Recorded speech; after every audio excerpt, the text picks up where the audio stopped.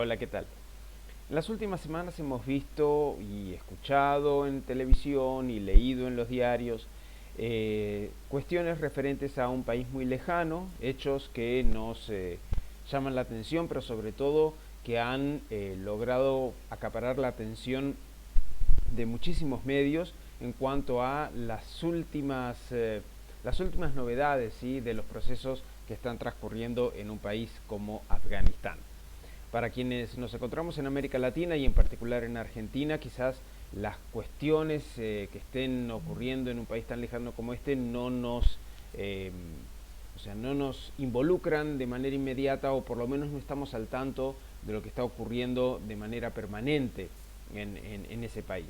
Sin embargo, es una de las cuestiones que por lo menos en este año 2021, está suscitando una de las mayores llamadas de atención respecto de cómo los talibanes han regresado al poder en Afganistán luego de prácticamente una semana, es decir, un transcurso muy breve del retiro de tropas por parte de los Estados Unidos, luego de casi 2 décadas de haber permanecido en una intervención armada en dicho país. Así que en los próximos minutos vamos a tratar de resumir qué es lo que está pasando en Afganistán, cuál es el contexto en el cual se están desarrollando los hechos que hemos visto y escuchado en los medios de comunicación, como para tratar de entender un poco más el fenómeno que podemos llegar a estar analizando, pero sobre todo cuáles son algunas implicancias desde el ámbito jurídico, desde el ámbito político y desde el ámbito económico en materia de lo que es la realidad internacional. Ahí vamos. Bien, lo primero que tenemos que empezar a entender para lograr alcanzar cierta comprensión sobre la crisis que está ocurriendo en Afganistán, que es de distinta índole, ¿sí? O sea, crisis humanitaria, es una crisis política, pero que también tiene su dimensión económica, tiene su dimensión religiosa, que es muy importante, y obviamente su dimensión social. Son ciertos hechos que hacen al contexto, ¿sí? Si no entendemos el contexto de lo que está pasando en Afganistán, no vamos a lograr comprender la dimensión de la crisis que está ocurriendo y cuáles son los hechos de la gravedad que hemos podido observar en los medios de comunicación. Entonces, para poder acercarnos a esto, primero, digamos, lo esencial, la cuestión geográfica, básicamente. ¿Dónde está ubicado este país? Afganistán es un país que está en el centro de Asia, en el corazón de lo que es la parte central, ¿sí? O sea, Asia Central. Ahí básicamente hay países que pertenecían a la ex Unión Soviética, pero otros que tienen antiquísima data en cuanto a su independencia geográfica. Y uno de estos es Afganistán. Afganistán posee ciertas características en cuanto a su geografía. Básicamente es un estado montañoso, ¿sí? Es un país con grandes mesetas y montañas. Y también tiene una caracterización en cuanto a los importantes yacimientos gasíferos que posee este país. Entonces, en cuanto a reservas de gas, es un país que también está estratégicamente anclado en una región bastante bien provista de otros hidrocarburos, como es por ejemplo el petróleo. Si bien Afganistán no cuenta con una cantidad importante de yacimientos petrolíferos, sí gasíferos. Entonces, se ubica bastante cerca, ¿sí?, del Golfo Pérsico. De hecho, es un país limítrofe con Irán. Irán es la potencia en Oriente Medio que prácticamente posee los mayores beneficios de los pozos petroleros del Golfo Pérsico junto con Arabia Saudita. También se encuentra a mitad de paso, ¿sí?, en una ubicación geográfica central respecto a lo que es el lejano oriente. O sea, Afganistán tiene una conformación limítrofe bastante rara, ¿sí?, en cuanto a que es un país limítrofe con Irán, pero también es un país limítrofe con China. Entonces lo conocen como el corredor afgano, ¿sí? O sea, es un país de transición entre lo que sería el cercano oriente, ¿sí?, o medio oriente, y el lejano oriente, esto particularmente con la potencia asiática que es China. Pero también es un país que se encuentra cerca de lo que es el Océano Índico, ¿sí? Si bien no tiene salida al mar, es un país mediterráneo, sí se encuentra en una zona que está ubicada bastante cercana a lo que es el Océano Índico. Entonces le da cierta proyección geográfica sobre distintas regiones, ¿sí? o distintas latitudes dentro de la región asiática, que lo puede hacer, digamos, un importante centro en términos de factor estratégico, ¿sí? Un importante centro para poder apostarse en materia, por ejemplo, geopolítica, ¿sí? O sea, bases militares o cualquier tipo de aprovechamiento de esta ubicación como para poder ganar proyecciones sobre otros países, ¿sí?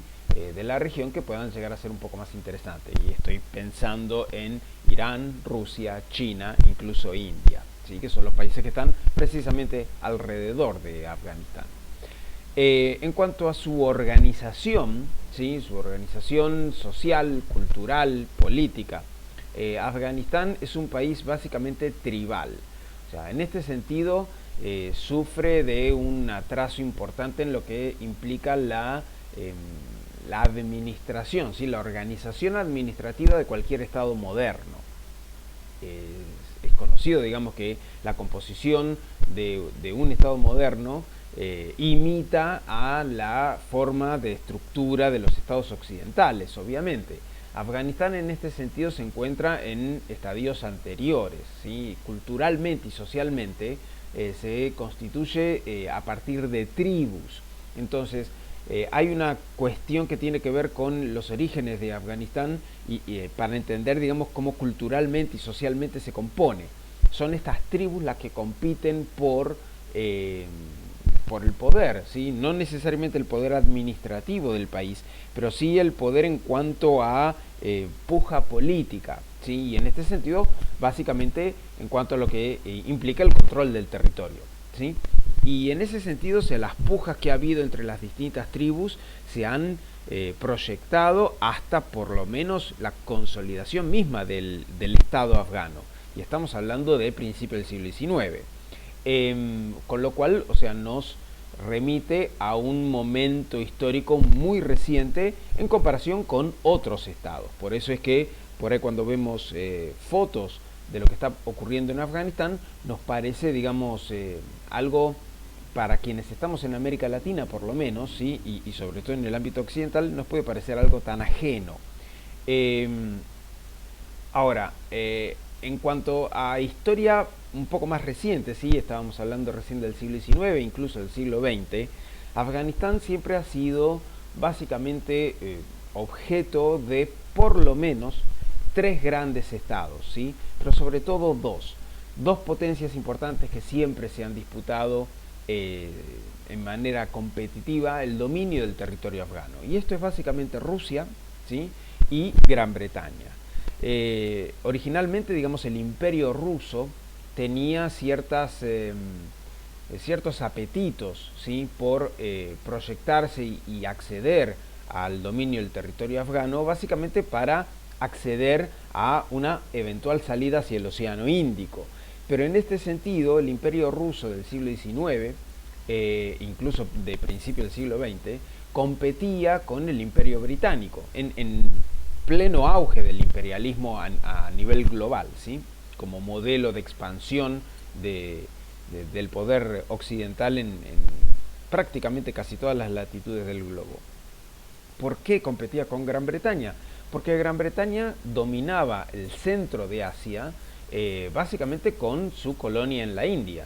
Durante muchísimo tiempo la India fue colonia británica, de hecho fue la perla del imperio británico, y la India en términos, digamos, mucho más extensos de lo que hoy conocemos como la India. La colonia británica de la India incluía no solamente el país que hoy conocemos como India, sino también Pakistán, que es país limítrofe de Afganistán, y Bangladesh. En ese sentido, entonces, la colonia británica de la India era bastante más grande y por ende la influencia y también necesidad de proyectarse, ¿sí? O el interés de proyectarse por parte de los británicos podía llegar a incluir también a Afganistán dentro de lo que es el territorio, sobre todo también para tratar de evitar el avance del imperio ruso sobre su área de influencia, que esto es el Asia Central Sur, ¿sí? Pero también hay un tercer jugador dentro de esta región que fue perdiendo terreno a lo largo de los siglos y que fue el imperio persa. Persia, hoy en día Irán, es uno de los países que más comparte límites geográficos con Afganistán. Y en ese sentido, o sea, Irán siempre tuvo una influencia muy importante dentro de esta región, no solamente de Afganistán, sino también de países de carácter musulmán en el centro de Asia. Entonces la influencia del imperio persa, ¿sí? y luego de Persia, se proyectó sobre Afganistán por lo menos desde el siglo VI antes de Cristo hasta prácticamente, como decíamos, siglo XIX. Entonces la presencia y la influencia de Irán, ¿sí? o lo que antes se conocía como Persia, sobre este país que estamos tratando hoy, que es Afganistán, ha sido histórico a lo largo de los distintos siglos. La última característica, y esto sí hace a las últimas décadas, es que Afganistán es un país que se encuentra en guerra civil desde el año 1978.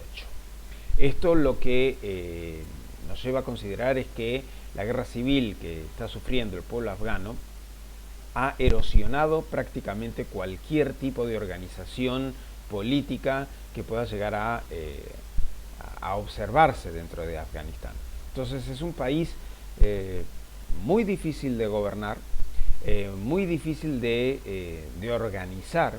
Es un país que está o sea, con estructuras de administración absolutamente socavadas, con una crisis humanitaria que no se desata de este último momento, pero tampoco se desata de los últimos años, o sea, sino que viene de una larga data en materia de pérdida de derechos elementales para la población afgana. Y no solamente estoy hablando respecto de la situación de las mujeres o de minorías en Afganistán, sino también la situación de los niños o de la población en general adentro de este país. Lo que tenemos que considerar, y esto en términos generales, no solamente con Afganistán, sino básicamente con todo el Islam, ¿sí? Que involucra a una cantidad muy importante de países, prácticamente de por lo menos la mitad de Asia, el norte de África, o sea, todo lo que es Oriente Medio, Cercano Oriente. Esto es la dimensión religiosa, así como dentro de otras religiones no encontramos una sola vertiente. Estoy pensando en el cristianismo. Erróneamente podemos llegar a caracterizar que dentro de la religión, o sea, del ámbito cristiano, la religión católica es la única. Y no, la religión católica no es la única religión cristiana. También existen una cantidad muy importante de iglesias protestantes, una cantidad de otras iglesias evangélicas e incluso anteriores a todos los movimientos protestantes en materia religiosa, también se han escindido las distintas iglesias ortodoxas, ¿sí? La ortodoxa rusa, la griega, la armenia. O sea, todas forman parte de la familia de religiones adentro del cristianismo. Bueno, del lado del Islam también existen distintas vertientes, ¿sí? Distintos perfiles en materia religiosa que conforman el mundo islámico, pero que a diferencia de lo que puede ser con el mundo cristiano, en el Islam las vertientes son mucho más fuertes en cuanto a la identificación, ¿sí? O sea, la vertiente suní es amplísimamente mayoritaria, pero paradójicamente, digamos, para quienes estamos en Occidente, muchas veces estas internas religiosas adentro del mundo musulmán nos resultan totalmente desconocidas. Y sin embargo es muy fuerte la influencia política, ¿sí? y cultural que mantienen dentro de los distintos países adentro del ámbito del Islam. La primera, como decíamos, es la vertiente mayoritaria, son los suníes, ¿sí? Esta es la gran mayoría musulmana, más o menos estamos hablando de un 85, casi 90% de la población islámica, Y en ese sentido, prácticamente casi todos los países, ahora vamos a verlo en breve, pero casi todos los países tienen una mayoría suní, ¿sí? Aquí o sea, ¿por qué es que se origina, digamos, y qué implica que nosotros estemos hablando o sea, de este costado, de este perfil dentro del islamismo? Los suníes creen que el verdadero sucesor de Mahoma en términos religiosos y políticos fue aquel que venció al primo de Mahoma, ¿sí? 30 años después de la muerte del gran profeta. Para que entendamos más o menos el contexto religioso pero también político, quienes están dentro del mundo islámico identifican la cuestión religiosa respecto de la cuestión política, en términos de que hay un emparentamiento, ¿sí? Una relación muy directa entre lo que significa el gobierno político de un país con la figura religiosa. De hecho, y esto es algo que en la mayoría de los países occidentales, no todos, pero en la mayoría, la gran mayoría de los países occidentales, nosotros por lo general sostenemos el laicismo, esto es, que los estados no están identificados ni con una religión, ni mucho menos no están identificados con un líder religioso, ¿sí? O sea, para decir, digamos, de manera más explícita, en nuestros países nosotros elegimos un presidente, pero el presidente no es el líder de ninguna iglesia. Esto no pasa necesariamente en el mundo islámico, ¿sí? Muchas veces el líder de un país, ¿sí? El presidente o el gobernante de mayor rango adentro de un país islámico, es la cabeza de la iglesia, ¿sí? Esto, por ejemplo, ocurre en Gran Bretaña, dentro de Occidente, o mismo adentro del Vaticano. Son países occidentales en donde la cabeza del Estado es al mismo tiempo la cabeza de la iglesia local, ¿sí? O sea, la reina Elizabeth II no solamente es la reina del Reino Unido, de Gran Bretaña e Irlanda del Norte, sino también la cabeza de la iglesia anglicana. Lo mismo pasa con el Papa, ¿sí? El Papa de Roma, ¿sí? Actualmente el Papa Francisco, es el gobernante de la ciudad-estado del Vaticano, pero al mismo tiempo es el Papa de la Iglesia Católica Apostólica Romana. Bien, en el Islam hay una identificación fuerte entre lo que es la cabeza de la iglesia de ese país, ¿sí? Del país que nosotros estemos hablando, respecto de lo que es la dirección política del Estado, ¿sí? Entonces los suníes, ¿sí? Siguen los preceptos del Islam, siguen los preceptos del libro sagrado del Islam, que es el Corán, pero también siguen la Sunna. La Sunna es el conjunto de proverbios dichos por Mahoma a lo largo de toda su vida, ¿sí? Esto es una diferencia respecto de la corriente minoritaria, que tampoco es la única, pero que compite, y ahora vamos a ver por qué, con la mayoritaria, que son los suníes. Y estos son los chiíes. La corriente chií es la primera minoría dentro del mundo islámico, ¿sí? Estamos hablando de, o sea, aproximadamente el 10% de la población musulmana, para que vean, digamos, la diferencia. O sea, la mayoría suní es aproximadamente un 85% o un poco más, y la primera minoría, ¿sí? Es solamente un 10%. Ahora, ese 10% se encuentra concentrado geográficamente en países determinados, con lo cual la caracterización que se puede dar en materia política también está fuertemente identificado con la dimensión religiosa. Esto lo vamos a ver en breve. Para los chiíes, entienden que esta sucesión de Mahoma en términos históricos fue ocupada por un usurpador, ¿sí? Y los sucesores de ese usurpador, 30 años después de la muerte de Mahoma, que son los califas, ¿sí? O sea, lo que han hecho fue perpetrar, ¿sí? O sea, dar a perpetuidad la perpetración de esa usurpación. Entonces ellos lo que hacen es reivindicar la idea de, o sea, de una... sí, la idea de una revolución social, ¿sí? Como forma legítima para restaurar el verdadero poder, ¿sí? El poder legítimo, que es el de los herederos directos del profeta Mahoma. Entonces, como vemos, la diferencia entre suníes y chiíes no solamente es una cuestión religiosa estrictamente, sino que también tiene dimensiones políticas y dimensiones históricas de larguísima data, ¿sí? Entonces, acá hay una cuestión que se remonta hacia, o sea, desde el año 622 después de Cristo, que fue el año en que Mahoma falleció, ¿sí?, hasta la fecha. Esta es la gran división dentro del mundo islámico, ¿sí? Y esta división tiene repercusiones políticas al día de hoy. Para que veamos más o menos cómo está dividido el mundo musulmán. Primero, digamos en términos geográficos, como decíamos, los países identificados con el ámbito islámico o con la región, digamos, dominada por el Islam, no son necesariamente suníes o chiíes. Primero, los judíos están ubicados en el Estado de Israel, ¿sí? Esto ya desde hace muchas décadas, incluso antes de la fundación del Estado de Israel, pero sobre todo a partir de la finalización de la Segunda Guerra Mundial.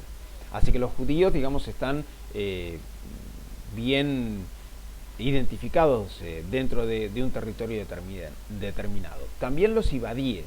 Los ibadíes también son otra minoría dentro del mundo islámico, están fuertemente anclados en Omán, que es uno de los países al extremo de la península arábiga, pero después tenemos las divisiones que mencionábamos recién.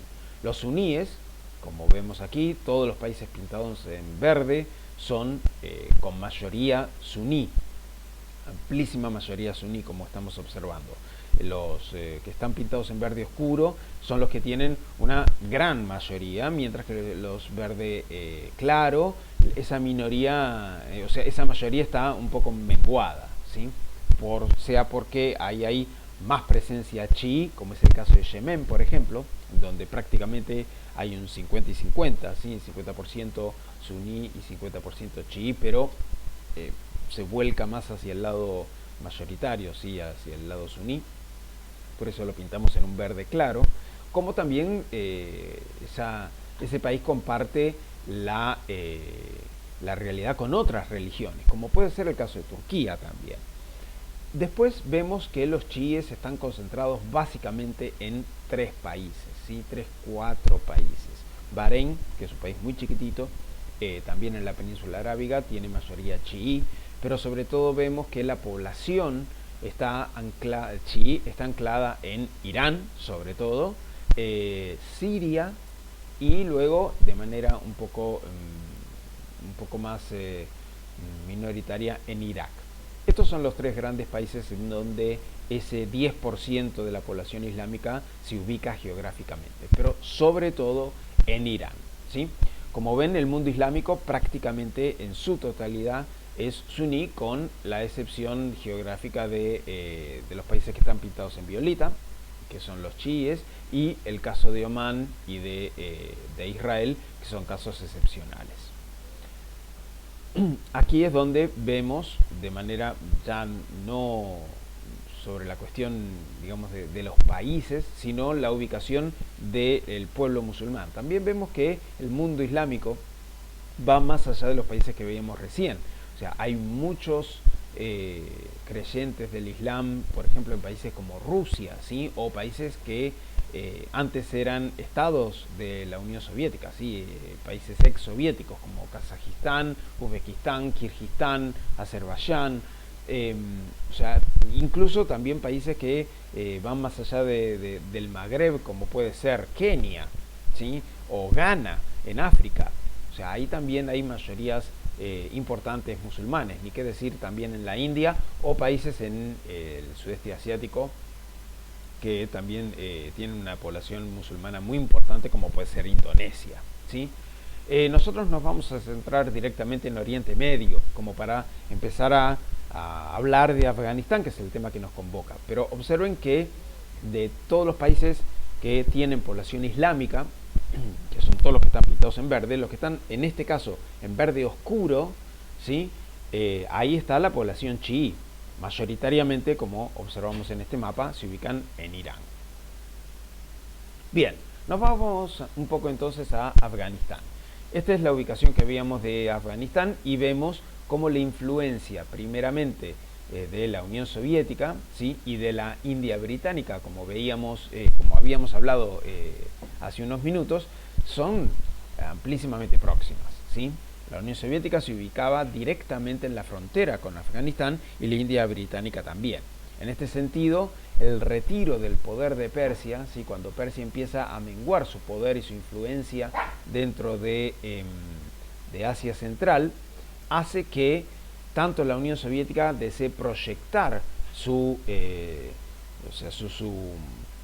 mayor influencia sobre países del Asia Central, como puede ser Afganistán, de la misma manera que India, para tratar de repeler esa presión, ¿sí? esa influencia soviética sobre la región. La idea de la Unión Soviética provenía del Imperio Ruso, ¿sí?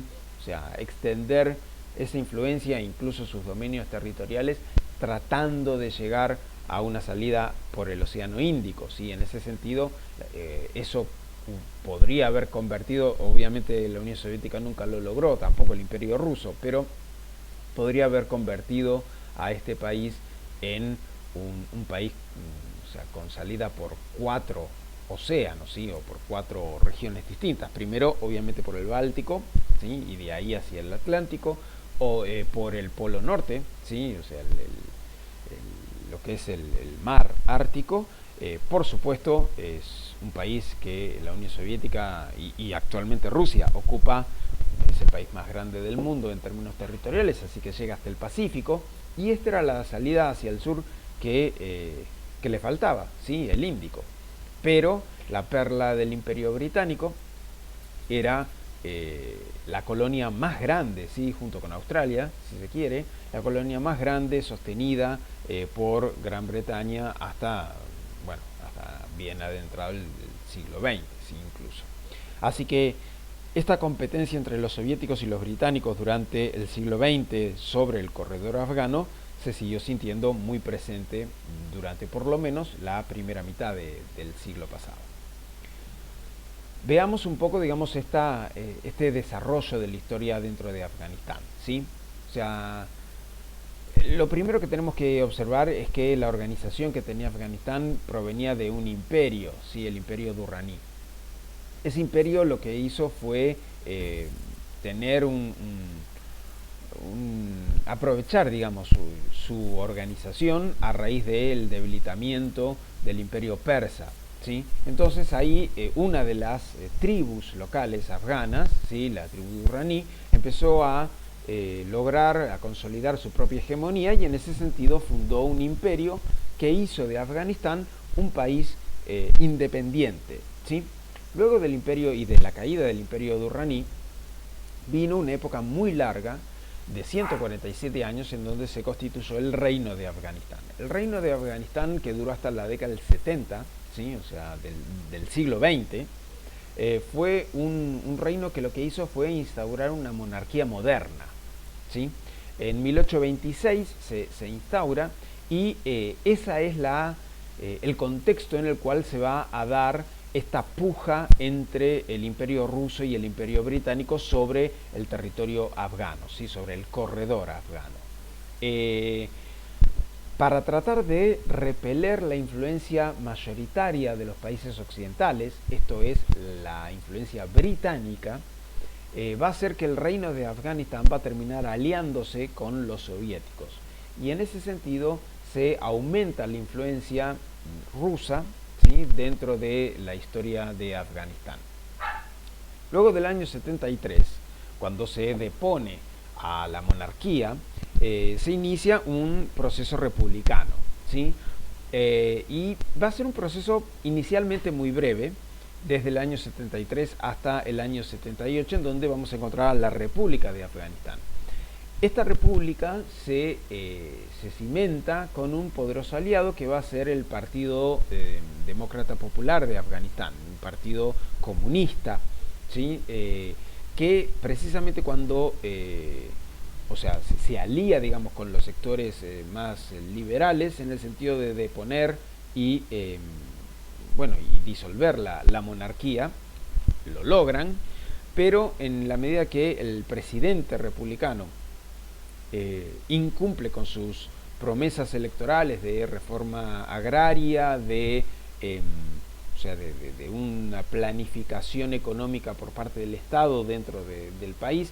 Entonces ahí se va a dar en el año 78 el quiebre en esta alianza entre sectores liberales y los sectores comunistas, y estamos hablando de 1978, o sea, de forma muy avanzada, muy adentrada, ya prácticamente hacia el final del siglo XX, y a raíz de este quiebre es que se va a dar la fundación de la República Democrática de Afganistán, ¿sí?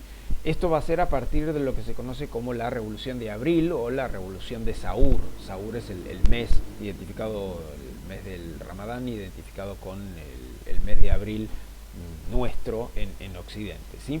La Revolución de Saur, ¿sí? O la Revolución Saur, va a ser una revolución comunista liderada por el Partido Democrático Popular, es decir, la especie del Partido Comunista local, que depuso al presidente republicano, ¿sí? En el año 78, como decíamos, y es producto, digamos, instaura una república comunista, ¿sí? en Afganistán, que va a durar 14 años, y es a partir de ahí que Estados Unidos empieza a poner sus ojos en Afganistán. Hasta ahora, recordemos que la puja era entre la Unión Soviética y Gran Bretaña, ¿sí? Y el Reino Unido dentro de este país, ¿sí? Para tratar de influenciar a la política local, a los gobernantes locales, ¿sí? En el gran juego de las relaciones internacionales.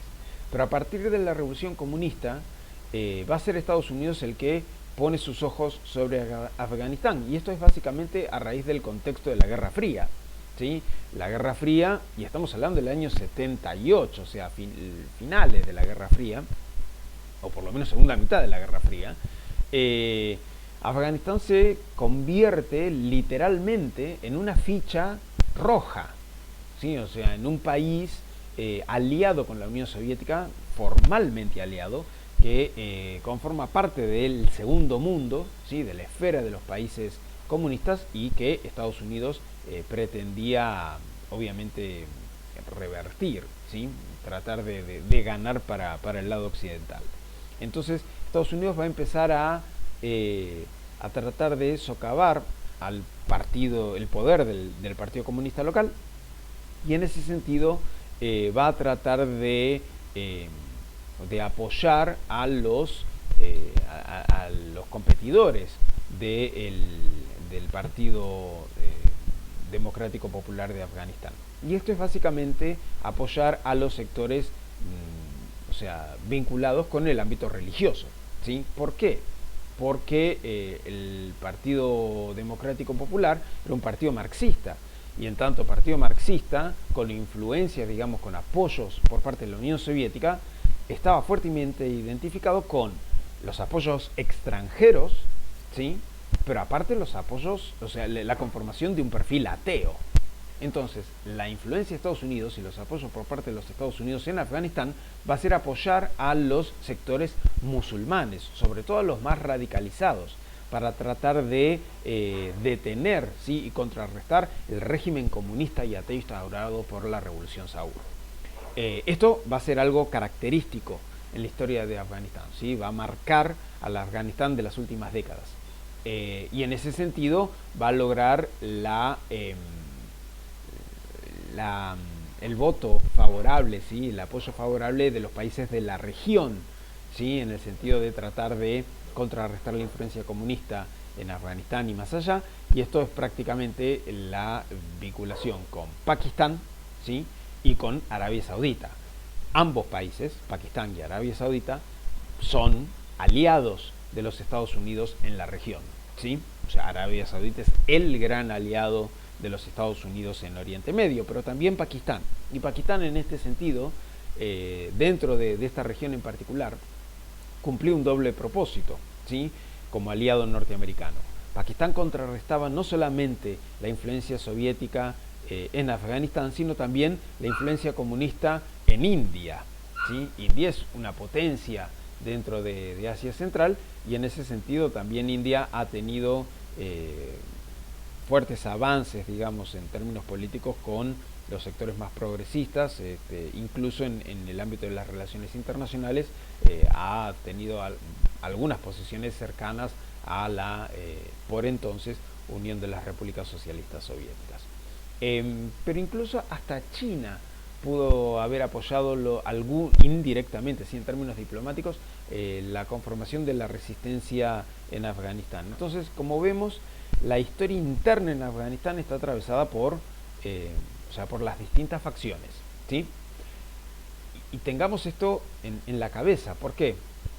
Porque un país fragmentado, ¿sí?, con distintas facciones de característica tribal y fuertemente religioso, o sea, es una combinación explosiva, y eso nos trae incluso hasta nuestros días, ¿sí? Porque no ha cambiado mucho esta situación en términos de la caracterización del ámbito cultural, religioso, social del pueblo afgano. En el año 92, ¿sí?, se va a dar la conformación de la República Islámica de Afganistán. ¿Por qué? En el 79 la Unión Soviética termina ocupando Afganistán en apoyo a el Partido Comunista local, ¿sí?, que era el que estaba en el gobierno. Ese apoyo va a ser militar, y va a ser fuerte y presente adentro del territorio afgano por parte de la Unión Soviética. Ahora, ahí se da la guerra, ¿sí?, civil, que arranca contra los soviéticos por parte de los sectores musulmanes locales, ¿sí? Esta resistencia musulmana contra el enemigo ateo, ¿sí?, el enemigo comunista proveniente del extranjero, que fue fuertemente organizada y financiada por los Estados Unidos, hace que en el año 89 la Unión Soviética acabe retirándose, ¿sí?, del territorio de Afganistán, lo cual a muchos analistas identifican este hecho con el Vietnam soviético, ¿sí? Recordemos que la gran guerra que pierde los Estados Unidos en términos históricos, por lo menos en el último siglo, ¿sí?, va a ser la guerra de Vietnam, y es la gran derrota que pesa sobre la historia de los Estados Unidos. Bueno, la Unión Soviética, si se quiere hacer la comparación, tiene su propio Vietnam en Afganistán, ¿sí? El retiro de las tropas soviéticas en el año 89 se la compara en esos términos, ¿sí? Luego del retiro soviético del 89, los momentos estaban contados para la República Democrática. Así es como en el 92 van a ser los sectores islámicos los que van a triunfar en esa guerra civil y los que van a terminar deponiendo al gobierno comunista local. Entonces se funda la República Islámica de Afganistán, y en ese sentido, ¿sí?, los estadounidenses, para la conformación del gobierno, apoyan a un sector específico que son los mujahidines, ¿sí? Los mujahidines logran controlar Afganistán, salvo por algunas regiones en el interior, ¿sí? Y ahí es donde se da la primera gran diferencia adentro de los distintos sectores, de las distintas facciones musulmanas, ¿sí?, adentro de Afganistán. Y es que los sectores que fueron apoyados abiertamente por los Estados Unidos y que van a lograr acceder al gobierno eran los mayoritarios, pero dejaron de lado a algunos sectores que no fueron apoyados y no fueron tenidos en cuenta para la conformación de un gobierno más amplio, y que Estados Unidos en ese sentido no apoyó, y esa facción minoritaria son los talibanes, ¿sí? Entonces los talibanes y los mujahidines quiebran, ¿sí?, que son dos facciones internas adentro del mundo musulmán, quiebran sus relaciones, ¿sí?, y en ese sentido los talibanes van a empezar a radicalizarse. O sea, tampoco es que los mujahidines sean un sector progresista, ¿sí?, ni mucho menos, pero sí va a ser los talibanes un sector muy identificado con el sentimiento anti-norteamericano, ¿sí?, mientras que los mujahidines no. ¿Por qué? Porque van a ser apoyados por Estados Unidos para mantener el control del gobierno en Afganistán. Así es como paralelamente, ¿sí?, en el año 96 se funda un Estado que funciona, digamos, en paralelo con el Estado formal de Afganistán. Vamos a tener Por un lado, la República Islámica de Afganistán, que es el Afganistán formal, que reconoce la comunidad internacional, que está gobernado por los mujahidines, que tiene el apoyo de los Estados Unidos, pero paralelamente en aquellos territorios controlados por los talibanes se va a conformar lo que ellos llamaron y siguen llamando el Emirato Islámico de Afganistán, ¿sí? Esto va a funcionar, o sea, de manera paralela, adentro del mismo país, ¿sí? Y en los territorios controlados por los talibanes va a ser donde ciertas organizaciones islámicas fuertemente anti-norteamericanas van a lograr amparo.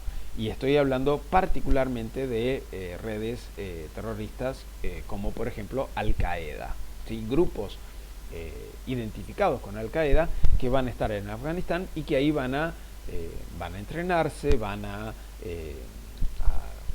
financiarse, o sea, van a poder organizarse sin necesidad de mantener la persecución por parte de la comunidad internacional o por parte de las fuerzas norteamericanas. Esta realidad se va a mantener hasta el año 2001, ¿sí? El 11 de septiembre de 2001, como conocemos todos, ocurrieron los atentados de las Torres Gemelas en Nueva York.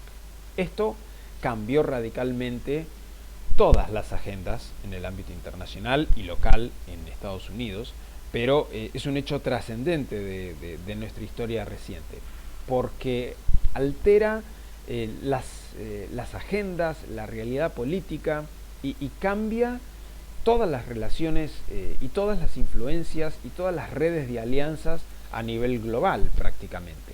O sea, ya no teníamos una Guerra Fría, ¿sí? La Guerra Fría finaliza en el año 91, así que ya no hay más Unión Soviética, se disuelve ese año, pero a partir del 2001, es decir, una década después, el enemigo para los Estados Unidos pasa a ser otro.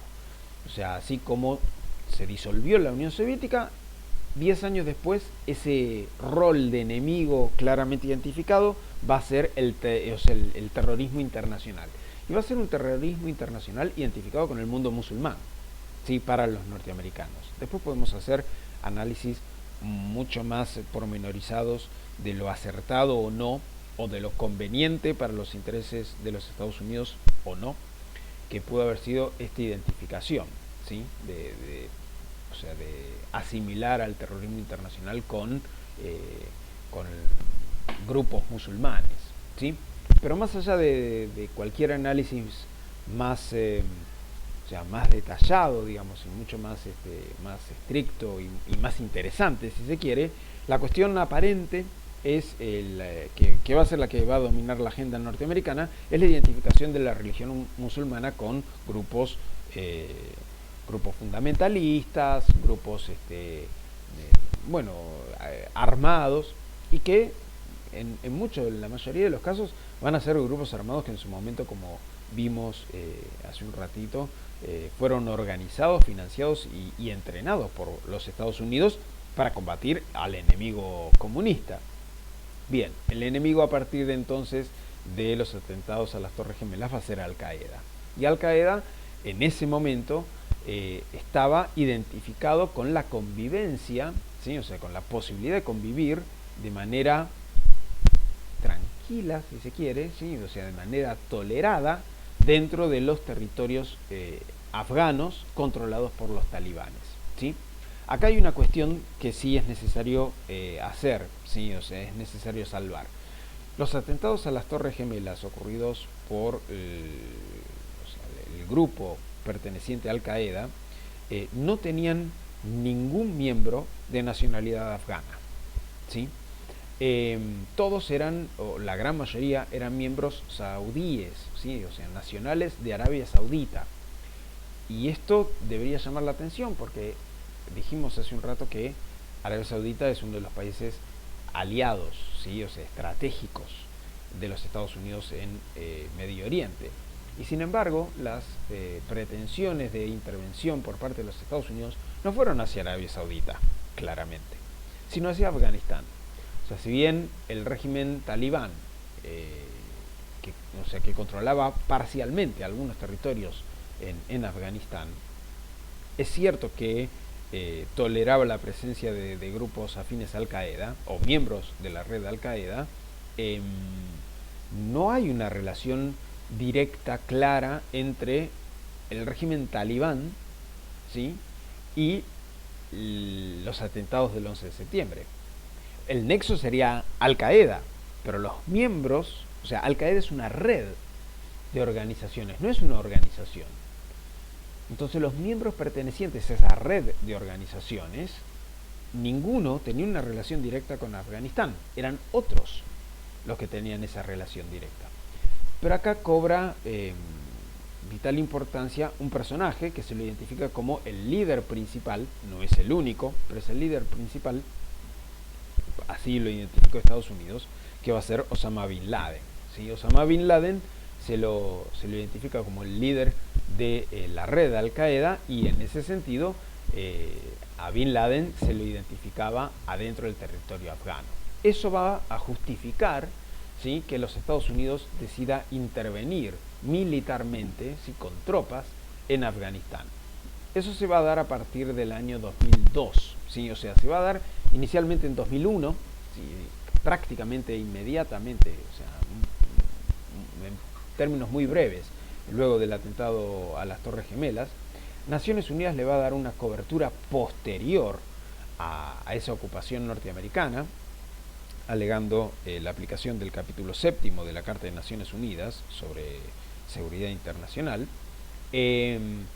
cosa que no va a ocurrir cuando Estados Unidos decida invadir Irak, por ejemplo, ¿sí?, en el año 2003. Pero a partir del año 2002 cambia la conformación del Estado afgano, ¿sí? O sea, ¿por qué? Porque ya, o sea, se disuelve la República Islámica, los muyahidines ya no van a estar en el poder, sino que se va a conformar una administración de transición en Afganistán, básicamente controlada, ¿sí?, y monitoreada por los Estados Unidos. Esto va a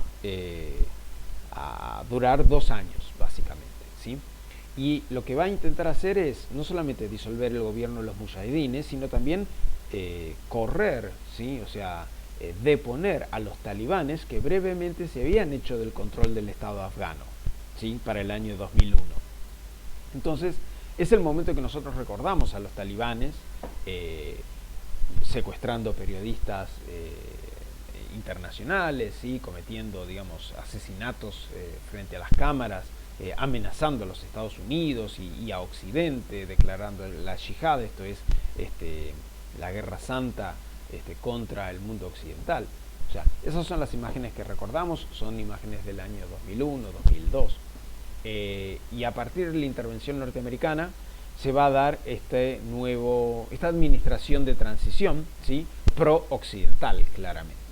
En el año 94 se conforma un nuevo gobierno, que es el gobierno, o sea, que duró hasta este año, ¿sí?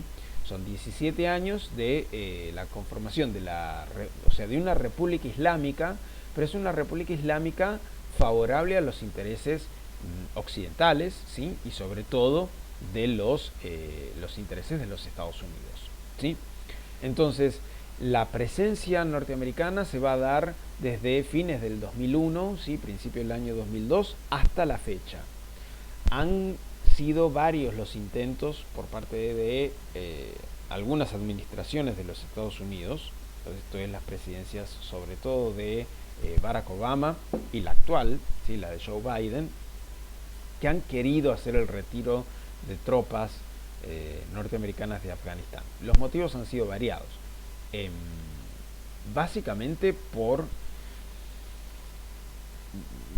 dos cuestiones, ¿sí?, muy fuertes: los altos costos económicos, ¿sí?, los altos costos en vidas que también se ha llevado esta guerra civil entre la presencia norteamericana y los regímenes oficiales de Afganistán contra la resistencia talibán, y en ese sentido también el desgaste, o sea, la falta de resultados positivos, por más de que Estados Unidos apoyaba al régimen en el poder, ¿sí?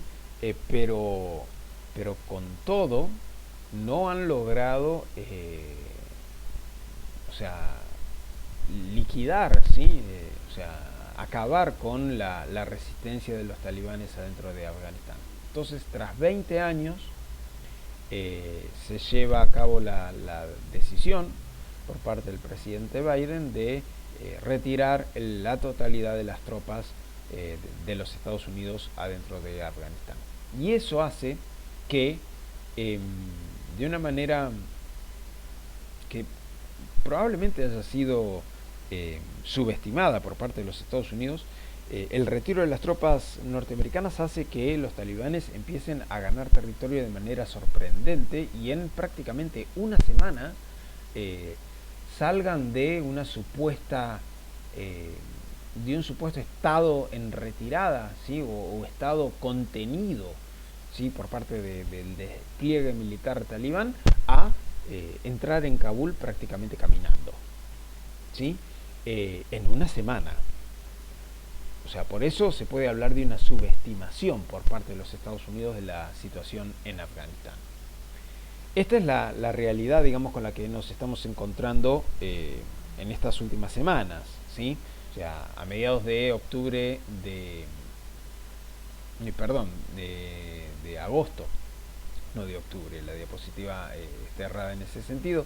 A mediados de agosto del año 2021, el presidente de los Estados Unidos, Joe Biden, anuncia el retiro de las tropas, luego de 20 años de ocupación territorial, y miles de afganos intentan huir, claramente, digamos, enfrentados o en desacuerdo con el avance de los talibanes, pero los talibanes llegan a ocupar Kabul de una manera bastante sencilla, con lo cual, digamos, esa guerra civil que se anunciaba venía triunfando contra el poder talibán, evidentemente no estaba en esos términos, ¿sí? El nuevo gobierno talibán, esto habrá que verlo, digamos, en el devenir de los hechos, pero inicialmente no necesariamente podría identificarse con el gobierno talibán del año 2001. ¿Por qué? Porque los talibanes también tienen distintas visiones hacia adentro de su propia facción. Y el gobierno que está ocupando ahora los espacios de poder en Afganistán parecería provenir de un ala moderada. En este sentido, yo creo que los talibanes posiblemente, ¿sí? Todo esto hay que ponerlo en potencial porque hay que ver cómo se desenvuelven los hechos, pero posiblemente hayan aprendido de la experiencia pasada y pretendan instaurar, ¿sí? afirmar al ala moderada dentro del gobierno afgano, para poder firmar contratos con empresas extranjeras, ¿sí? o con potencias extranjeras para el aprovechamiento de los recursos naturales y así financiar al país y obviamente al gobierno, ¿sí? Por eso es que aparentemente en política exterior los talibanes no verían una Afganistán aislada, y en este sentido es donde, como vamos a ver más adelante, algunos países asiáticos empiezan a tener cierta mirada interesante de lo que está pasando en Afganistán, no por su acuerdo con el régimen talibán, sino por las oportunidades que pueden empezar a abrirse a raíz del retiro de los Estados Unidos de la región, ¿sí? Pero claramente el resultado de los Estados Unidos de estos 20 años de ocupación ha sido desastroso, ¿sí? Es un enorme fracaso, y de hecho se lo puede identificar, así como se identificaba con el retiro de la Unión Soviética como el Vietnam soviético. Este sería el segundo Vietnam para los Estados Unidos. Ahora, ¿quiénes son los talibanes? O sea, como para tratar de entender de dónde y cómo ubicamos a este grupo dentro del mundo musulmán. Los talibanes son una facción armada, ¿sí? O sea, fundamentalista, dentro del movimiento islámico suní, o sea, dentro del movimiento islámico mayoritario, ¿sí? Amplísimamente mayoritario en el mundo musulmán. Son los sectores que fueron desplazados y que no tuvieron el apoyo norteamericano allá por el año 78, ¿sí? 1978, y los que inauguraron la guerra civil contra los mujahidines, pero que también estaban en guerra civil contra los comunistas afganos y los comunistas soviéticos. son obviamente una vertiente radical del Islam. El Islam no hay que identificarlo necesariamente con los talibanes. Los talibanes son musulmanes, pero no todo el mundo musulmán se identifica con el régimen talibán. Y hacia su ámbito interno los talibanes poseen alas más radicales y más moderadas, ¿sí? Al igual que los mujahidines, los talibanes son férreos creyentes del Islam y en ese sentido respetan a rajatabla la Sharia. La Sharia es lo que podríamos denominar como la ley islámica y es el conjunto de normas que rigen la forma de vida y los comportamientos de los creyentes musulmanes. En ese sentido, esta ley islámica se basa no solamente en el Corán, sino también en la tradición islámica, la Sunna. Como habíamos visto inicialmente, los suní creen en el Corán, pero también en los preceptos dictados por Mahoma a lo largo de su vida, esto es la Sunna, y también algunos hechos, ¿sí?, y dichos dados por el profeta Mahoma durante su peregrinaje. En este sentido se diferencian de los chiíes, ¿sí? Los chiíes solamente creen en el Corán, porque identifican el Corán como único texto sagrado dictado por Dios, ¿sí?, por Alá. No así la Sunna, que son proverbios dictados por el profeta, pero no por Alá. Alá es único, ¿sí? Y estas son, digamos, diferencias hacia adentro de las distintas visiones en el mundo islámico.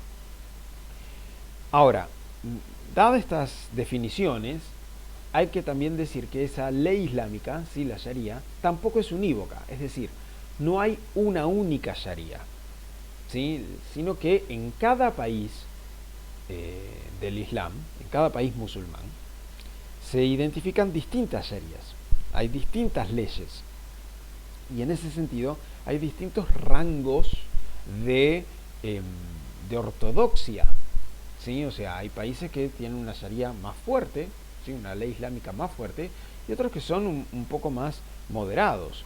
Entonces acá esto lo vamos a ver, por ejemplo, incluso con cuestiones que hacen a la vestimenta de las personas, ¿sí?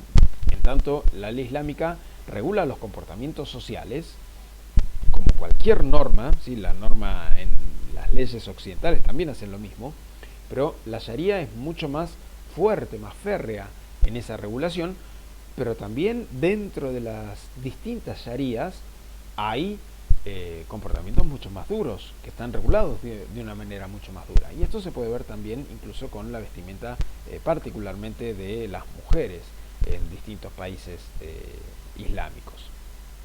Entonces, esta ley islámica, ¿sí?, esta Sharia, puede tener distintas versiones, ¿sí?, que dependen del país, de las costumbres locales, de la interpretación de los eruditos que estudian los textos sagrados y el desarrollo de esa ley islámica y también su aplicación, ¿sí? Ahí vemos algunos ejemplos, pocos ejemplos de cómo puede estar conformada esa Sharia, ¿sí? Por ejemplo, uno conocido es rezar 5 veces al día, que eso es lo obligatorio para cualquier creyente musulmán. Ahora, en algunos países se recomienda rezar más veces. Por ejemplo, la fidelidad del matrimonio, ¿sí? O sea, si bien adentro del mundo islámico está permitido divorciarse, en algunos países se desaconseja a raíz de la Sharia, ¿sí? Pero por ejemplo, en casi todos los países, la Sharia ordena tener al alcohol como bebida prohibida, ¿sí? O por ejemplo, ciertas comidas que están vedadas, ¿sí?, en el caso de comer cerdo. Esto se ata no solamente a cuestiones religiosas, sino también a cuestiones culturales, ¿sí? Sectores adentro del judaísmo, ¿sí?, no todos los sectores creyentes de la religión judía, pero los sectores más ortodoxos rechazan el consumo de carne porcina. O sea, y en ese sentido, o sea, hay todo una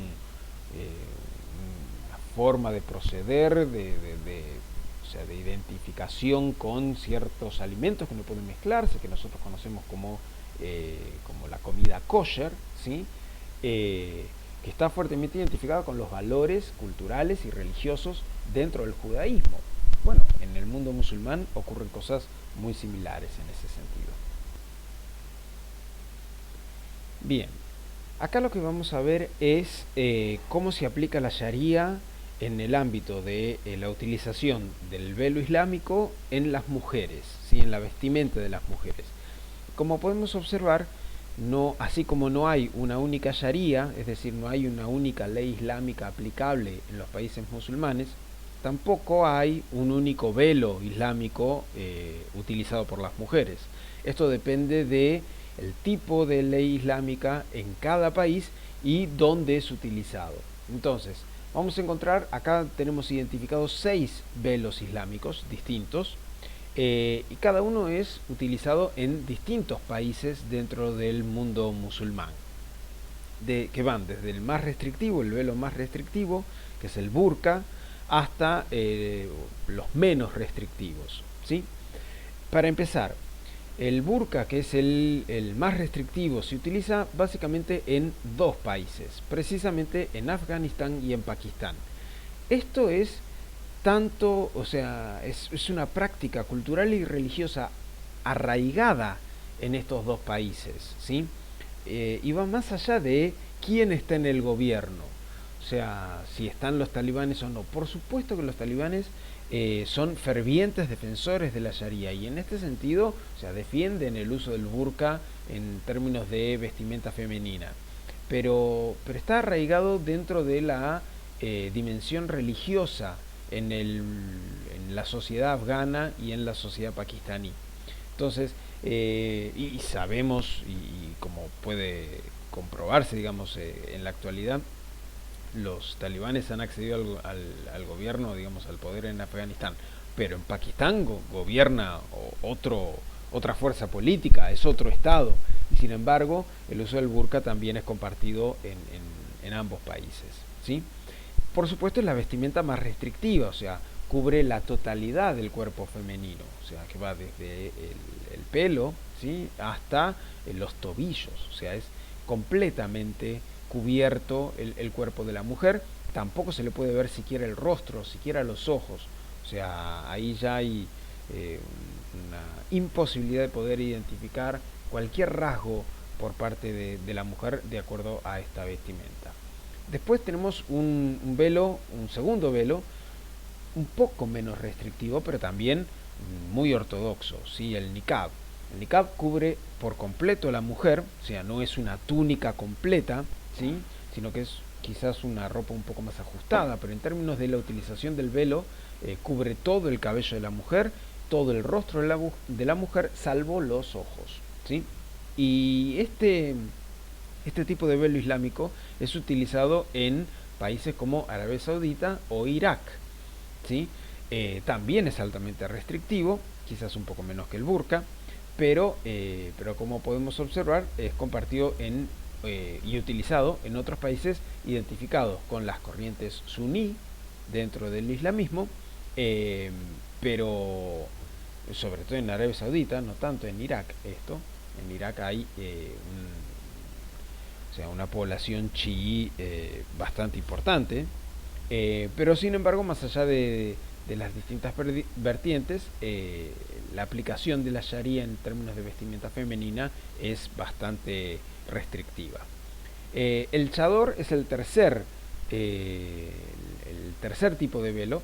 Está fuertemente identificado con la revolución islámica iraní, ya que fue la revolución iraní la que impuso el chador, la utilización del chador en Irán, ¿sí? A partir del año 79. O sea, antes la utilización de la ropa en cuanto al público femenino era mucho más abierto, ¿sí? Mucho más occidentalizado, pero a partir de la revolución islámica iraní, que fue una revolución en términos religiosos restauradora, ¿sí? De corte chií, se instauró la Sharia y en ese sentido se recomienda el uso del chador para seguir los preceptos de la ley islámica. El chador también es otro tipo de velo, cubre la totalidad del cuerpo de la mujer y casi todo el rostro, ¿sí? Deja los ojos, ¿sí? Fuera de la utilización del velo, pero se le puede observar ciertos rasgos a, a la mujer, ¿sí? Ciertos rasgos faciales a la mujer. Este tipo de velo se utiliza, como decíamos, en Irán, en Kuwait, en Bahrein, en Qatar, en Emiratos Árabes, en Omán, en Yemen, en Eritrea, en Somalia, o sea, ya países en el África, ¿sí? El alamira, que es otro velo ya mucho más permisivo, se utiliza en el Magreb africano. Estos son Libia, Túnez, Argelia, Marruecos o Mauritania. Es un velo de 2 piezas, uno que cubre el pelo de la mujer, ¿sí? El cabello femenino, y otro que cubre desde los hombros, ¿sí? Pero deja al descubierto la totalidad del rostro. Entonces se le puede identificar el rostro a la mujer. Y como vemos en el mapa, se utiliza prácticamente en la mayoría de los países del Magreb africano. El hijab es ya uno de los velos más permisivos, ¿sí? O sea, menos restrictivos. Se utiliza en países con una conformación cultural y religiosa un poco más variada. Esto es en Egipto, en Turquía, en países como Azerbaiyán, en el Cáucaso, o países europeos como Bosnia y Herzegovina, ¿sí? Es un velo mucho más frecuente de observar, incluso en países, se lo puede observar en América Latina incluso, y sobre todo, digamos, dentro de los templos musulmanes, ¿sí? El uso dentro de los templos musulmanes. Y después también un velo similar es el de la shaila. Es un tipo de velo ya menos restrictivo, es uno de los de menor restricción, y ya se utiliza en países como Siria, Líbano, en Israel, en Palestina. Incluso dentro de Palestina e Israel, o sea, hay sectores dentro del mundo femenino que no utilizan velo en estos países, ¿sí? Entonces ya ahí la utilización del velo no es de aplicación obligatoria. Esto es como para observar, digamos, que así como no hay una única sharia, es decir, no hay una única ley islámica, tampoco hay un único velo aplicable, y cada uno de este tipo de vestimentas identificados con la cuestión religiosa en el Islam tiene aplicaciones diversas en los distintos países del mundo musulmán. ¿Qué pasa entonces en Afganistán, ¿sí? Con el ascenso de los talibanes nuevamente al poder? Acá vemos la red de relaciones entre apoyos y intereses disímiles, ¿sí? O sea, quiénes son amigos y quiénes son enemigos, y aliados y enemigos dentro de las relaciones internacionales. En cuanto a actores, vemos que no solamente están identificados países, ¿sí? Es decir, estados, sino que también hay grupos islámicos. Y en este sentido, o sea, algunos identificados directamente con el terrorismo internacional, ¿sí? Y otros que son identificados tanto con el terrorismo como también que tienen participación política partidaria, el caso de Hezbollah, por ejemplo, adentro del Líbano.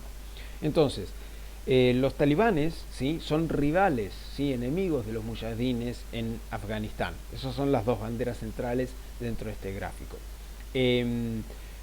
Los talibanes apoyan, ¿sí? Y han tolerado la presencia de Al Qaeda dentro de su territorio, y los primeros análisis del retiro de tropas de Estados Unidos probablemente llega a la conclusión de que Al Qaeda vuelva a estar presente o esté con mayor presencia dentro de Afganistán nuevamente. Como sabemos, Al Qaeda y el régimen talibán no se lleva para nada bien con los Estados Unidos, ¿sí? Ambos han sido perseguidos por los Estados Unidos a nivel internacional, sea dentro de Afganistán o en el caso de Al Qaeda incluso más allá. Pero también vemos que los talibanes no se llevan bien con otros grupos adentro del mundo islámico, ¿sí? Y adentro incluso de grupos terroristas, como es el caso de ISIS, ¿sí? O también autodenominado el Estado Islámico. El ISIS, ¿sí? Es un grupo que se separó de Al Qaeda, ¿sí? Es un grupo más radicalizado todavía que Al Qaeda, y ha mantenido enfrentamientos directos con Al Qaeda. Entonces, el ISIS y los talibanes tampoco tienen una buena relación. Entonces, esto como para identificar y establecer que no todo régimen ortodoxo radicalizado dentro del mundo islámico se lleva bien, ¿sí? O sea, también existen rivalidades dentro de los distintos grupos, ¿sí? El ISIS y Hezbollah, o Al Qaeda y Hezbollah, tampoco han tenido buenas relaciones, ¿sí? En ese sentido, esto tiene impacto a nivel internacional con los distintos estados y el distinto tipo de relaciones que los grupos identificados con el terrorismo pueden llegar a tener en el ámbito internacional. Por ejemplo, Irán apoya a Hezbollah en el Líbano, ¿sí? De hecho, Irán fue quien ayudó a la conformación, a la fundación de Hezbollah en el Líbano, cosa que es materia de otro análisis, ¿sí? Para otra oportunidad. Pero Irán no necesariamente tiene una relación tan estrecha o por lo menos tan directa, ¿sí? Con el ISIS o con Al Qaeda o mismo con los talibanes, ¿sí? O sea, no se puede establecer esa relación de manera tan directa como, por ejemplo, sí la puede llegar a tener con Hezbollah, ¿sí? Al mismo tiempo, Hezbollah tiene una rivalidad directa con Israel, ¿sí? No es algo tan directo, por lo menos, ese enfrentamiento entre Israel y Al Qaeda o el ISIS o los talibanes. O sea, establecer esa relación es un poco más forzada, ¿sí? No quiero decir que no pueda dejar de darse, pero por lo menos no está tan fuertemente establecido, ¿sí? Arabia Saudita, por su parte, que es un aliado directo de los Estados Unidos en Medio Oriente, tiene buenas relaciones con casi todos estos grupos, ¿sí? O sea, ¿y por qué se explica que un aliado directo de los Estados Unidos tenga buenas relaciones con los mujahidines, con los talibanes, e incluso pueda tener buenas relaciones con Al Qaeda? Básicamente por la cuestión religiosa, ¿sí? Todos estos grupos son suníes y la gran competencia en el mundo islámico es, en términos de estados, ¿sí? Y de regímenes religiosos, es entre precisamente Arabia Saudita e Irán. O sea, la gran potencia chií en la región es Irán y la gran potencia suní en la región es Arabia Saudita. Entonces, Arabia Saudita apoya diplomáticamente, por lo menos, ¿sí? Financieramente o incluso militarmente, o sea, es necesario probarlo, pero tiene buenas relaciones y mantiene buenas relaciones con Al Qaeda, con los talibanes, con los mujahidines, ¿sí? Incluso con el Estado Islámico. Y eso ha dificultado mucho en términos diplomáticos las relaciones con Occidente, ¿sí? Entonces Arabia Saudita se mantiene alejada respecto de cualquier tipo de operación directa de intervención que ataque o persiga al ISIS, por ejemplo, o a Al Qaeda, a pesar de que, como hemos dicho, aquellos quienes perpetraron el atentado del 11 de septiembre de 2001 en las Torres Gemelas en Nueva York tenían prácticamente todos nacionalidad saudí, ¿sí? Después está la situación de otras potencias, que no son potencias occidentales, pero que sí son potencias a nivel internacional, ¿sí? Las potencias emergentes. El caso de Rusia, China o incluso India. China y Rusia ven sobre todo Rusia, ven como una oportunidad este nuevo ascenso de los talibanes al régimen afgano, ¿sí? ¿Por qué? Rusia puede ver un nuevo ascenso o un incremento de la influencia dentro de la región, ¿sí? Y más directamente dentro de Afganistán. Y China también puede ser indirectamente beneficiado en este sentido. Ahora, los talibanes con India siempre se han visto de bruces, ¿eh? Han tenido enfrentamientos directos. Entonces acá puede haber distintas formas de análisis o de acercamiento a la cuestión talibán en Afganistán, dentro incluso de las potencias emergentes, ¿sí? O sea, dentro de lo que se ha familiarizado con la sigla BRICS, ¿sí? Dentro de los países asiáticos, es decir, Rusia, China e India. No necesariamente pueden coincidir en el manejo de la cuestión talibán en Asia Central. ¿Quiénes son los grandes ganadores y perdedores de la guerra de Afganistán? ¿Sí? O sea, la guerra en Afganistán. Esta guerra civil que duró 20 años, que tuvo presencia norteamericana directa y que ahora, a partir del retiro de las tropas norteamericanas, tiene como resultado el ascenso talibán nuevamente al poder en el país afgano. obviamente los grandes ganadores son los talibanes y los grandes perdedores son los Estados Unidos y también el régimen mujahideen en Afganistán, ¿sí? Eso es lo obvio, lo que queda más claro del análisis directo. También han sido grandes perdedores, por lo menos no tanto como los Estados Unidos, que creemos no equivocarnos al calificar esta derrota como el segundo Vietnam de los Estados Unidos, pero que también sí se pueden ver,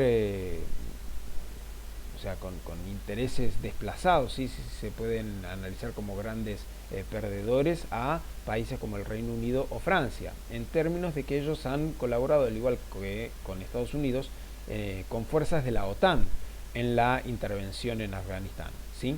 Entonces las fuerzas de la OTAN ya se han retirado con anterioridad a las fuerzas norteamericanas, ¿sí? Los militares de la OTAN ya se habían ido, pero al igual que el resultado con Estados Unidos, la OTAN tiene o sea, un resultado negativo por parte de la intervención militar en este país. El ascenso de los talibanes, así como habíamos visto que puede,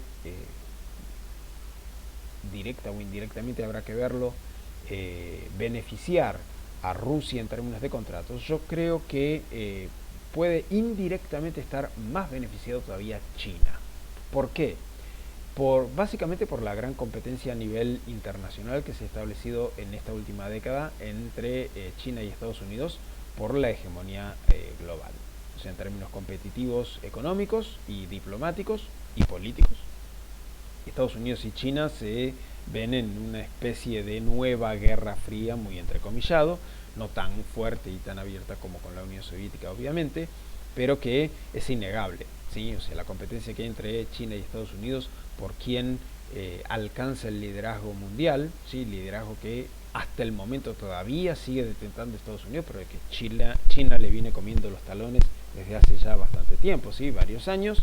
En este sentido, el triunfo de los talibanes en Afganistán, o mejor dicho, la gran derrota de Estados Unidos en Afganistán, puede ser indirectamente algo beneficioso para China en este ascenso, ¿sí? En su ascenso.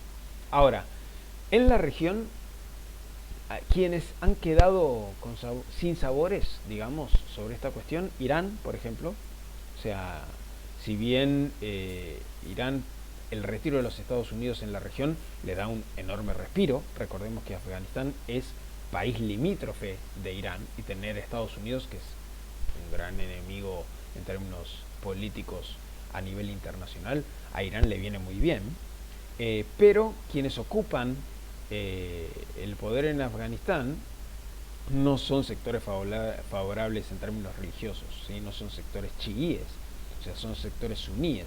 Entonces, en ese sentido, para Irán, el resultado de esta guerra civil en Afganistán, o sea, es un resultado que, o sea, que lo deja, digamos, con cuentas saldadas, ¿sí? No es lo mismo respecto de ISIS o India, ¿sí? Que pueden quizás ver el triunfo de los talibanes como un problema, ¿sí? Recordemos que ISIS es un grupo terrorista enfrentado con Al-Qaeda y Al-Qaeda es aliado de los talibanes. Entonces, en este sentido, ISIS, que ha tenido un enorme retroceso durante por lo menos el último lustro, y en este sentido Rusia ha tenido mucho que ver, ¿sí? Retroceso en países como Siria, sur de Turquía incluso, y sobre todo también en Irak. Ese retroceso del ISIS ha sido muy marcado, sobre todo por el tipo de intervención rusa en los ataques contra el ISIS, no tanto de los Estados Unidos. Los rusos han sido mucho más efectivos en la persecución contra el ISIS. Pueden ver el triunfo de los talibanes como un problema, porque son grupos competidores entre sí. Y lo mismo respecto de India, ¿sí? India habíamos visto recién que tiene y ha mantenido relaciones muy tensas, ¿sí? O sea, tirantes con los talibanes. Así que el ascenso de los talibanes en Afganistán puede ser un problema para la India, y la India es una potencia muy cercana de Afganistán. Así que estas son las cuestiones a considerar dentro de la actualidad, ¿sí? Y lo que puede llegar a deparar en los próximos meses. Ahora, Obviamente, digamos, la llegada de los talibanes al poder y previo a ello, ¿sí?, ha provocado una crisis humanitaria en cuanto a desplazamiento de enorme cantidad de la población afgana, ¿sí?, hacia afuera de su territorio. Y particularmente de 4 lugares identificables, ¿sí?, 4 zonas o ciudades importantes en Afganistán. Primero la capital Kabul, ¿sí?, pero después también otras ciudades como Kandahar, Herat y Mazar-i Sharif. O sea, ciudades que están hacia el sur, hacia el oeste y hacia el norte del país, ¿sí? Primero Mazar-i Sharif, o sea, ahí la salida por parte de la población afgana hacia Uzbekistán es el primer, o sea, es la distancia más cercana, ¿sí?, o sea, la frontera más próxima, y quizás muy probablemente el principal lugar de crisis humanitaria, ¿sí?, por parte de los desplazados o los refugiados en Uzbekistán. Así que hay un problema para atender en Uzbekistán en cuanto a ayuda humanitaria, para asistir a los refugiados afganos. Luego también Herat, ¿sí?, en cuanto a la salida de la población afgana hacia Torbat, en Irán. Otro centro de salida, ¿sí?, de fuga por parte de población afgana. De Kandahar hay un corredor hacia Pakistán, ¿sí?, que termina en Quetta, en la ciudad de Quetta. Kandahar es quizás la principal ciudad del sur de Afganistán, así que esos eslabones, ¿sí?, esa cadena que se da en cuanto a refugiados y a salida de esta crisis humanitaria, también es un tema a atender a nivel internacional y sobre todo, como hemos visto en las últimas imágenes que se han visto del aeropuerto de Kabul, por supuesto de la salida de enorme cantidad de población afgana de la capital hacia Pakistán también. Y en ese sentido, Kabul y la capital de Pakistán, Islamabad, no son ciudades muy alejadas, ¿sí? Son capitales bastante cercanas. El resultado que ha dejado esta crisis humanitaria y esta guerra civil de 20 años de intervención norteamericana han sido 241.000 vidas perdidas, ¿sí?, de los cuales un tercio han sido civiles, ¿sí?, no grupos armados, grupos terroristas, y no militares involucrados con las fuerzas de intervención, sino civiles, ¿sí?, y en los altísimos costos económicos de la invasión norteamericana en este territorio, ¿sí? O sea, 113.000 millones al año en todos estos 20 años de invasión norteamericana en Afganistán, ¿sí? O sea, en este tipo de números es en donde podemos encontrar las razones por las cuales Estados Unidos decide retirar las tropas, ¿sí? Carísimos costos económicos, o sea, más de 2 billones de dólares gastados en esta intervención sin resultados claros que puedan asignarle una victoria a los Estados Unidos por esta intervención armada, y también altísimos costos en pérdidas de vidas, ¿sí?, sobre todo en población civil. Estos son los resultados que muestran que las intervenciones militares no son solución a los problemas, incluso de índole, o sea, altísimamente preocupante, como pueden ser los que ocurren en Afganistán. Lo último, ¿sí?, actualmente, en este preciso momento, ¿quiénes son los que ocupan el Consejo de Seguridad? Porque todas las cuestiones humanitarias, todas las decisiones que se tengan que tomar en los próximos meses, ¿sí?, en las próximas semanas incluso, de lo que está pasando en Afganistán, si se quiere tomar y atender dentro de un marco multilateral de naciones, eso es el Consejo de Seguridad de Naciones Unidas. Y el Consejo de Seguridad, como sabemos, en términos institucionales, está fijado por la Carta de Naciones Unidas, que es el tratado que regula, ¿sí?, es la norma jurídica que regula institucionalmente a esa organización, y el Consejo de Seguridad está compuesto, según la Carta de Naciones Unidas, por 2 tipos de miembros: los miembros permanentes y los miembros no permanentes del Consejo de Seguridad. Los miembros permanentes, o sea,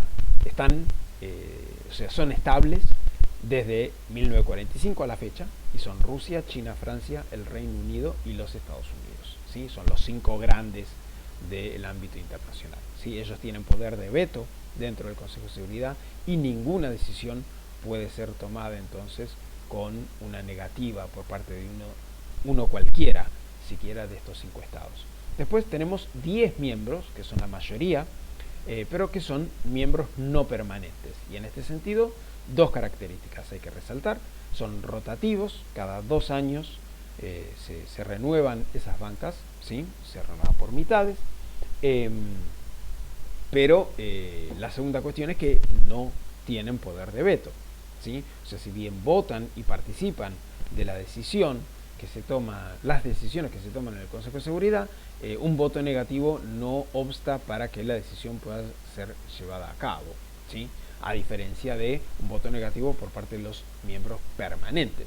O sea, aunque sea 14 votos a favor y 1 en contra, ¿sí? Y si es en contra es uno de estos 5 permanentes, la decisión no se toma, la resolución no sale, ¿sí? Esto no ocurre claramente con los miembros no permanentes. Ahora, lo llamativo es que este mes, ¿sí? Agosto, ¿sí? No octubre como decía ahí, quien lleva la presidencia del Consejo de Seguridad es casualmente India. La presidencia rota por mes, ¿sí? En el Consejo de Seguridad y, o sea, pasa por todos los miembros del Consejo, pero particularmente en la actualidad, con estos hechos que se han desatado, ¿sí? El presidente del Consejo de Seguridad, que es el que instala los temas a tratar, la agenda a tratar en el Consejo, es India. Y la India es un país que precisamente tiene situaciones y posiciones tomadas respecto de lo que pasa y ha pasado en Afganistán, sobre todo con los talibanes. Entonces acá vemos distintas circunstancias, ¿sí? Primero, Estados Unidos ha retirado las tropas luego de 20 años de ocupación y en este sentido lo que muestra Estados Unidos es que ha relegado su interés en la zona, ¿sí? Y no tiene intenciones de retomar intervenciones por razones económicas, ¿sí? Y por los magros resultados como hemos visto en la diapositiva anterior, ¿sí? Entonces hay una posición de la opinión pública negativa respecto de este tipo de cuestión, ¿sí? O sea, de la cuestión de Afganistán, y en términos de resultados, costos económicos y opinión pública es que se basa la decisión de los Estados Unidos de retirar las tropas. Después lo que tenemos es la participación, como decíamos, de Francia o Reino Unido dentro en el marco de la OTAN, ¿sí? O sea, estos otros 2 países que forman parte del Consejo de Seguridad, ¿sí? O sea, como miembros permanentes, es la representación europea, ¿sí? Sufrieron pérdidas dentro de esa intervención, ¿sí? Y actualmente se encuentran bastante alejados de lo que es una posición intervencionista. Distinta es la realidad respecto, obviamente, de India. India tiene claros intereses en la zona y en este momento tiene la presidencia en el Consejo de Seguridad. Es posible que veamos que India desee instalar el tema en el debate del Consejo. Distinto será qué tipo de decisión se puede llegar a tomar, ¿sí? Pero históricamente ha sido opositora a los intereses de los talibanes. Entonces es interesante que India tenga la presidencia en este momento. Y después está China y Rusia, ¿sí? Los 2 países tienen intereses indirectos respecto de aprovechamiento de recursos naturales que los talibanes pueden ofrecer y poner a disposición vía contratos para tratar de financiar al Estado afgano, ¿sí? Que ahora está bajo su control. Así que esta realidad puede resultar interesante, por lo menos respecto del análisis de lo que está pasando en Afganistán, pero más allá de Afganistán, ¿sí? Y que hace al manejo de las relaciones internacionales. Así que en ese sentido habrá que seguirle prestando atención a lo que pueda llegar a dar los próximos sucesos en este lejano país. Muchísimas gracias.